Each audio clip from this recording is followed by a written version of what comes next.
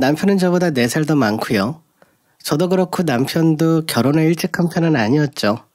시댁은 아들만 둘이고 저희 남편이 둘째라서 결혼했을 당시 아주버님은 진작에 결혼해서 아이가 2이나 있었고요. 아주버님도 그렇고 형님도 결혼한 지 10년 차가 되어가는 부부였기에 결혼 후 시댁에 갔을 때도 이걸 어찌 적응하나 고민스럽기도 했었어요. 시댁 안에서의 인간관계가 사회생활이랑은 참 많이 다르더라고요. 제가 이번 일을 겪으며 확실하게 느꼈습니다. 처음엔 정말 좋았거든요. 어버님을 배웠을 때도 웃기만 했었고요. 제가 상대하기 피곤해하는 사람 스타일이 앞에선 웃고 뒤에선 딴소리하는 부류인데 어머님은 그런 스타일이 아니셨거든요. 그때그때 할 말 다 하는 스타일이셔서 처음 인사드리러 갔을 때 저에게 하셨던 말을 아직도 기억합니다. 어머님은 저와 처음 만난 자리에서 제 손을 꼭 붙잡으시며 그러셨어요. 그래요. 재민이 통해 이야기 많이 들었어요. 내가 꼭 한번 만나서 고맙다는 인사를 하고 싶었는데 우리 집안 대대로 내려오는 골치병이 하나 있는데 어미인 나도 못한 걸 한 방에 해결해줘서 어찌나 고마운지 내가 진짜 정말 고마워요 하시며 저를 보자마자 고맙다는 이야기만 연신하시는데 당황스럽긴 했지만 초반 분위기가 이렇게 잡히니 내심 다행이라는 생각도 들었습니다. 어머님이 고맙다고 말씀하신 이유가 대체 뭐길래 저러시나 했더니 운동이라고 하시는 겁니다. 아들이 건강해졌다고 좋아하시더라고요. 그날 이야기를 들어보니 남편 쪽 집안 대대로 비만 때문에 힘들었었다고 남편 할아버님도 풍채가 엄청 좋으셨고 돌아가신 아버님도 마찬가지였고요. 그때 봤던 아주버님도 한 덩치 했으니까요. 덩치만 크면 상관없는데 그 상태로 가만히 두면 나중에 합병증이 많이 생기잖아요. 남편의 할아버님도 그렇고 아버님도 그렇게 생긴 합병증으로 돌아가셨다고 그것 때문에 어머님 걱정이 이만저만 아니셨다고 했습니다. 사실 저희 남편도 처음 만났을 땐 덩치가 산처럼 거대하긴 했거든요. 저 좋다고 따라다니길래 제가 데리고 다니며 테니스도 가르치고 자전거도 타고 등산도 여러 번 갔었습니다. 저는 주말에 무조건 나갔거든요. 그래도 남편이 승부욕이 있는 편이라 테니스 배우면서 스스로 담배도 끊고 술도 거의 안 마시고 생활 습관도 바뀌어가면서 몸집이 딱 절반으로 줄어들었고 그때부터 회사 여직원들이 하나둘 달라붙기 시작하길래 잽싸게 결혼 이야기를 꺼냈죠. 죽 써서 개 줄 순 없으니까요. 그런 부분에 있어서는 어머님과 제가 코드가 잘 맞았어요. 그래서 그날도 어머님 앞에서 운동 걱정은 하지 않으셔도 된다고 말씀드리자 어머님은 한박 웃음을 지으시며 그렇게나 좋아하시더라고요. 아들의 저런 모습만 유지만 된다면 소원이었겠다고 다른 건 바라지도 않는다고 하시더라고요.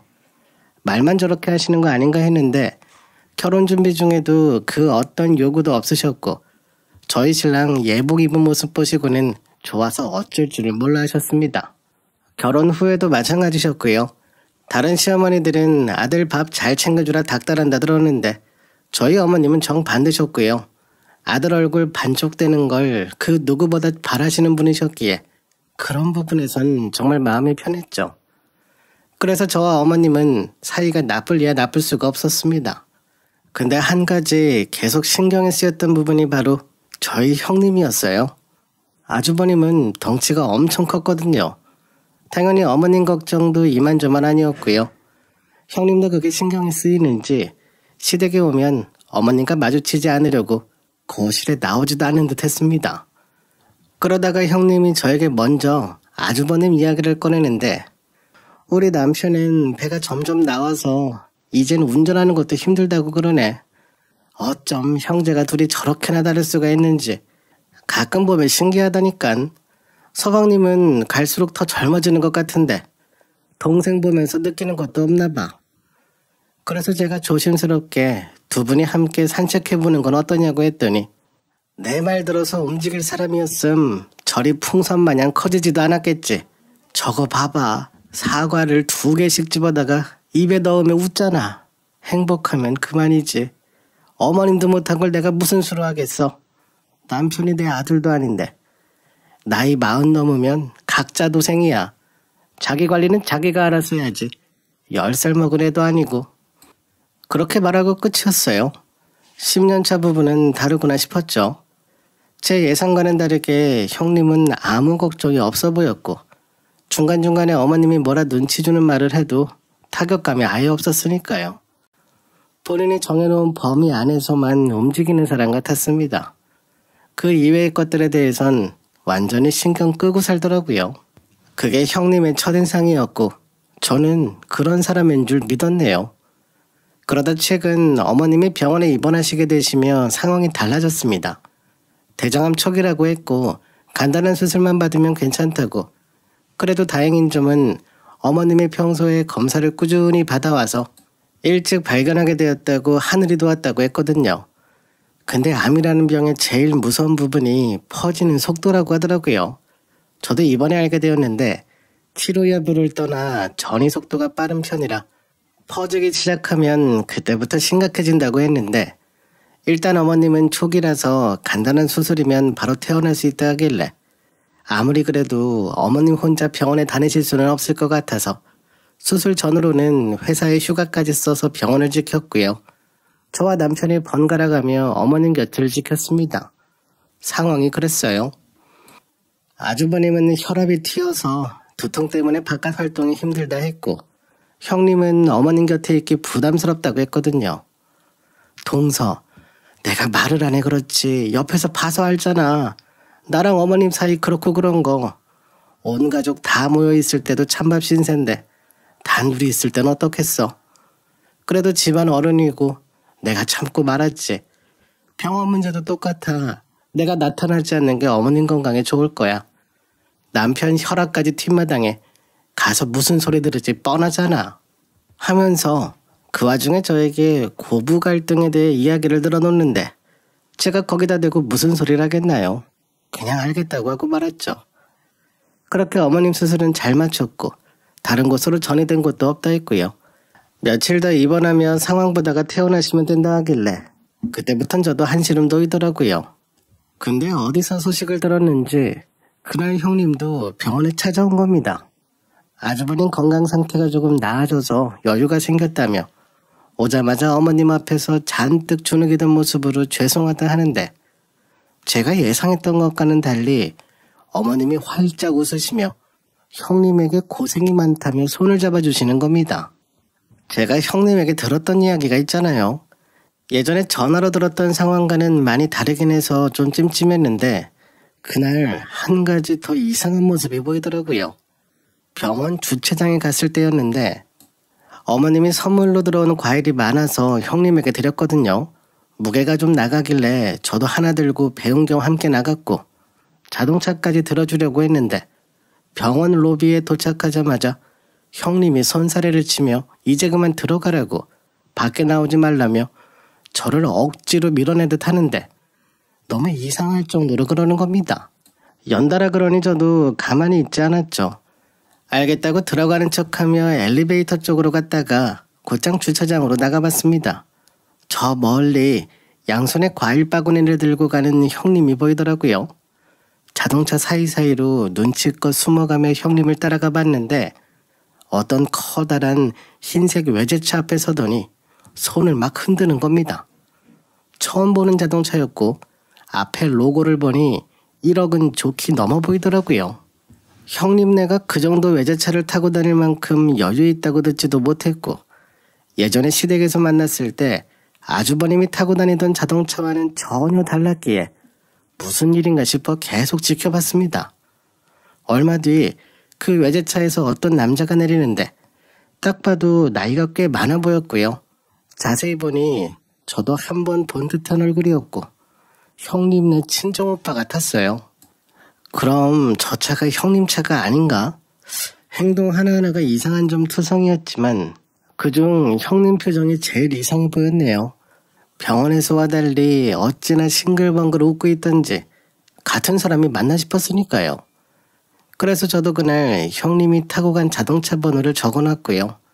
며칠 뒤 형님이 또 병원에 왔길래 이번엔 제가 먼저 형님에게 부탁을 좀 했습니다. 병실에 좀 있어달라고 로비에 좀 내려갔다 오겠다고 했죠. 그렇게 저 혼자 주차장으로 가봤고 역시나 그때 봤던 그 자동차가 거기 있었어요. 근데 저번에 봤던 형님네 친정오빠는 없더라고요. 자동차에 대해 물어봐야 하나 싶어 병실에 가보니 형님이 복도 구석에서 통화 중이길래 형님 가방에서 자동차 열쇠를 가져다가 다시 주차장으로 갔고요. 차 안에서 자동차 등록부를 보는데 소유자가 형님 이름이더라고요. 등록 날짜도 최근이고 출고한 지 한 달도 안 된 것 같았습니다. 너무 이상했죠. 그날 밤 남편에게 물어봤는데도 아주버님이 자동차를 바꿨다는 소리는 들은 적 없다고 했고요. 평범한 자동차면 그러려니 할 텐데 비싸도 너무 비싼 차라서 남편도 놀라는 눈치였습니다. 다음날 저랑 남편이 병원에 갔을 때 남편이 저보고 잠깐 밖에 있으라고 하길래 남편 혼자 들어갔거든요. 한참 동안 병실에 있다가 남편이 나왔는데 잔뜩 굳은 얼굴로 나온 겁니다. 그러더니 저에게 그러더군요. 그 자동차 엄마가 사주신 것 같다고. 한 달 전에 형수님에게 돈을 보내셨다고 하는 겁니다. 그 이야기를 듣는데 너무 어이가 없어서 병실 밖에서 멍하니 서 있었어요. 그동안 내 앞에서는 시어머님이 뭐가 문제고 뭐가 고집이고 하면서 할 말 못할 말 안 가리고 다 했으면서 몰래 뒤에서 받아낼 건 다 받아내고 도저히 못 참겠어서 어머님께 직접 여쭤봤죠. 대체 형님이 뭐라 했길래 그 큰 돈을 덥석 주셨냐고 했더니 어머님은 아무렇지도 않게 저에게 그러시는 겁니다. 큰애가 타고 다니는 자동차가 좁아서 운전하기 위험하다고 하지 않니? 그래도 우리 집 장남인데 내가 어찌 모른 척하고 지낼 수가 있겠어. 너도 나중에 아이 낳아 키워봐라. 부모 마음이 다 그런 거야. 사는 김에 제일 좋은 걸로 뽑으라고 내가 시켰다. 안전이 최우선이지 않니? 그 이야기를 듣자마자 상황 정리가 한 번에 되더라고요. 형님이 아주버님 건강을 신경 안 쓰는 이유도 알았고요. 아주버님 아프다는 핑계로 그동안 시댁에서 돈을 자주 타갔더라고요. 이번에 자동차도 그런 식으로 뽑은 거였고 어머님 병간호 때도 아주버님 혈압 핑계로 나타나지도 않았잖아요. 어머님 간호는 저랑 남편이 다 했는데 아주버님 핑계로 자동차까지 뽑은 사람이니 정말 보통이 아닌 사람이더라고요. 그러면서 제 앞에서는 동서가 똑똑하다, 현명하다, 서방님이 건강해서 부럽다 하면서 어쩜 그렇게 연기를 잘하는지 생각할수록 소름이었습니다. 그렇다고 제가 자동차를 뺏을 수도 없고 나누자고 할 수도 없으니 혼자 속만 끓이며 지냈죠. 저희 남편도 열받기는 마찬가지인 것 같았고요. 도저히 그냥 넘어갈 문제가 아닌 것 같아서 혼자 고민하다가 며칠 뒤 퇴근한 남편을 붙잡고 진지하게 한마디 했습니다. 아주버님 건강검진 좀 받으셔야겠다고 당신이 좀 예약하라고 했어요. 건강검진 소리에 남편도 제 의도를 눈치챘는지 웃으며 알겠다고 하더군요. 그렇게 남편과 아주버님은 함께 건강검진을 받았다고 했고요. 일주일 뒤 남편이 아주버님을 만나러 나가길래 점심 식사하고 병원 가서 검사 결과 듣는다고 미리 이야기해줬던 터라 저는 곧장 시댁으로 달려가 어머님 모시고 그 병원으로 갔습니다. 병원에서 모두 함께 만났죠. 아주버님과 남편, 저랑 시어머님, 형님을 제외한 나머지 가족들이 진료실로 들어갔고요. 그날 어머님은 두 아들의 건강 상태에 대해 아주 자세히 알게 되셨습니다. 아주버님 상태에 대해 들으실 땐 눈물까지 보이시더군요. 그리고는 그날 밤 형님에게 전화가 걸려왔습니다. 받자마자 저에게 소리를 지르더군요. 무슨 의도로 검사 결과 듣는 자리에 어머님을 모시고 갔냐고. 사전에 아무 이야기 없이 그러는 경우가 어딨냐며 소리치길래 제가 웃으며 그랬어요. 형님은 사전에 자동차 이야기 하셨었냐고. 아주버님 안전 때문에 1억이 넘는 자동차로 바꾸셨길래 저도 아주버님 안전 생각해서 건강검진 받게 해드린 거라고. 집안 장남이신데 우리 집 기둥인데 튼튼해야 하지 않겠냐고. 어머님이 했던 말씀 그대로 형님에게 해줬습니다. 그날 이후로 형님 얼굴을 볼 수 없었어요. 어머님이 매일 아주버님네 집으로 찾아가시는 것 같았거든요. 장남 건강 상태가 그 지경이니 어머님이 매일 가서 확인하셨거든요.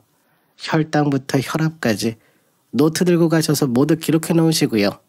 아주버님 식단까지 체크하신다고 들었습니다. 그래서 바쁜 형님 귀찮게 하기 싫어서요.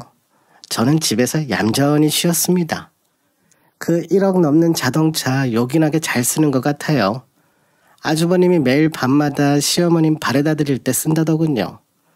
그동안 아주버님 걱정하는 척하며 있는 돈 없는 돈 다 받아다가 썼고, 어머님은 그동안 형님이 해달라는 대로 다 지원해줬는데 결과가 그 모양이니 형님도 이제 와서 딴소리할 명분이 없죠. 그래서 저는 요즘 아주 태평하게 잘 지냅니다. 시댁에서 연락 한 통 없고요. 형님 전화는 진작에 차단했고요. 앞으로는 우리 가족 건강만 신경 쓰며 지내려고요. 제 이야기 들어주셔서 감사합니다.